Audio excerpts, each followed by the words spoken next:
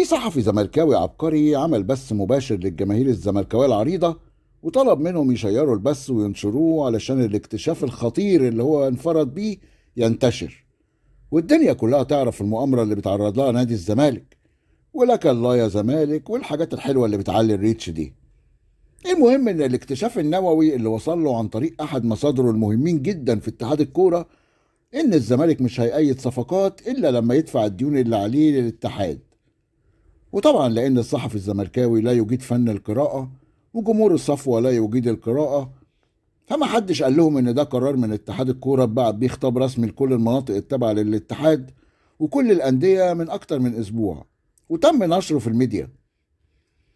المهم الصحفي لقى جمهور الصفوة متفاعل ومعجب جدا بنظرية المؤامرة، فاسترسل بقى يخاطب الوزير يشوف له حل للزمالك، ولزوم الشطشطة وتهييج الجماهير راح حشر الأهلي في الموضوع، وقال إيه الأهلي عليه 7 أو 8 مليون بس وهيدفعهم بكل سهولة.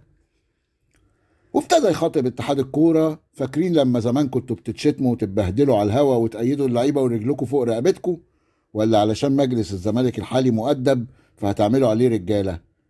وابتدى يؤكد ان احمد مجاهد الرئيس الفعلي للاتحاد هو اللي عامل المؤامرة، وهو الزمالك هيلاقيها منين ولا منين، ونجيب لكم 100 مليون منين، وانتوا عايزين ايه من الزمالك. ابتدى يهيج الجماهير على اتحاد الكورة، وجمهور الصفوة ابتدى يتفاعل، وابتديت تسمع تعليقات من نوعية سلمهم للجماهير واحنا نوريهم مين هو الزمالك. مصيبة سودة يا جماعة انه يبقى في صحفي مش مقدر خطورة اللي بيقوله، ولا مقدر خطورة الاستقواء بالجماهير، ولا خطورة استغلال الناس البسيطة اللي بتحب ناديها وبتغضب لما تحس انه بيتعرض لمؤامرة. لكن هتكلم مين؟ اهم حاجة الريتش، وانا حامي الحمى اللي كشفت المؤامرة وانقذت نادي الزمالك.